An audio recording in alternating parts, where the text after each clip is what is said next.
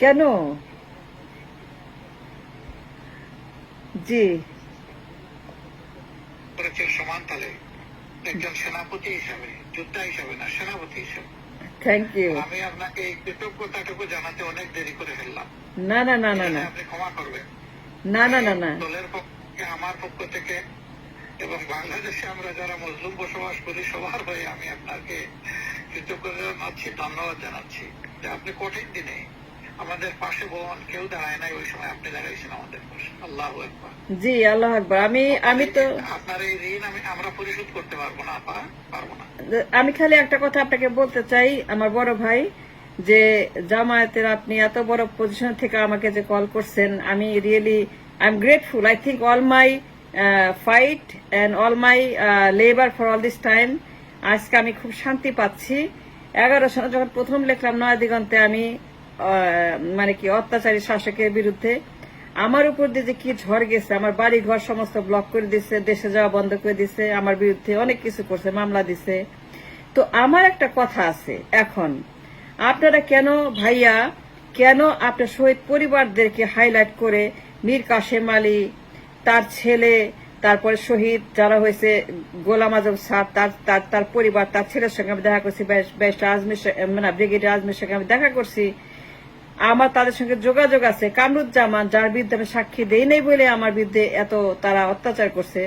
তো এই পরিবারগুলোকে একটা সেপারেট ট্রাইব্যুনাল করে আমি সাক্ষী দিতে চাই, আমি যাইতে চাই।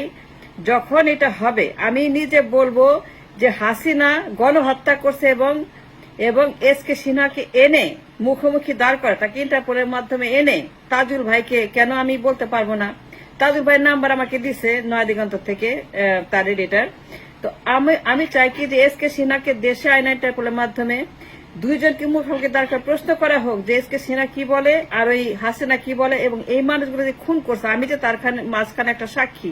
কামরুজ্জামান মানুষ মারে নাই, আমাকে বলে সে হত্যা করছে, তুমি সই করো। আমি বলছি না, আমাকে কোনো মতে তোমরা বাধ্য করতে পারবে না। তারপর ওই যে চলে আসছি, তারপর থেকে আমার উপর মামলা। তা আমি চাই কি আপনারা হাইলাইট একটা ট্রাইব্যুনাল ফর দিস জামায়াতে ইসলামের বিরুদ্ধে হাসিনা ফ্যাসিজম। অবশ্যই উদ্যোগ নেব। আপনি ইনশাআল্লাহ জানবেন, আপনার দোয়া লাগবে, পরামর্শ লাগবে, সহযোগিতা লাগবে। আমি সাক্ষী দিতে চাই কামরুজ্জামানের পক্ষে, শহীদ পরিবারের পক্ষে, মীর কাশেম আলীর পক্ষে, গোলাম আজম স্যারের পক্ষে, সাইদি স্যারের পক্ষে। আরেকবার কৃতজ্ঞতা, আরেকবার ধন্যবাদ। আল্লাহ আপনাকে হায়াত বাড়িয়ে দিন, এবং সেই দিনটা দেখার অপেক্ষায় আমরা থাকলাম, যেদিন খুনিরা কাঁদবে এবং মজলুমরা হাসবে। জি স্যার, এসকে সিনহার ব্যাপারটা আমি আবার হাইলাইট করে বলবো, তাকে নিয়ে আসেন, আমি সাক্ষী দিতে চাই। I want to stand on the card করা, এবং বলতে চাই যে কামরুজ্জামানদেরকে খুন করা হয়েছে এবং সেই জন্য তাকে লটকাইতে হবে 100 বার ঢাকা স্টেডিয়ামে। সেখানে উৎসব করব, আমরা নিজের মঞ্চ করে সেখানে হাততালি দিব, আমরা মিষ্টি খাবো, আমরা সেখানে নতুন মঞ্চ করে আমরা সেখানে উৎসব করব যে এই মহিলা যে সর্বনাশ করছে এই দেশের। এবং থ্যাংক ইউ স্যার। আমি আবার যাব 2 মাসের মধ্যে, আবার যাব। আমি যোগাযোগ করবো নয়া দিগন্ত অফিসে আপনার সাথে। আপনার ফোন নাম্বার আছে? জি আমি আসছিলাম, আমি নয়া দিগন্ত অফিসে গেছিলাম। জি জি জি, আমি এইবার গিয়ে উৎসব করব, আমি সেখানে সবার সঙ্গে দেখা করব। আমি আসলে লো প্রোফাইল ছিলাম, কারণ কি আমাকে ব্ল্যাকলিস্ট করছিল, ঢুকতে পারি নাই। তো তারপরে বাড়িঘর বদ্ধভূমি বানায় ব্লক মারে দিছে, এইগুলা ঠিক করছি। এখন আবার যাবো, এরপরে যে আপনাদের সঙ্গে ইনশাআল্লাহ দেখা করব।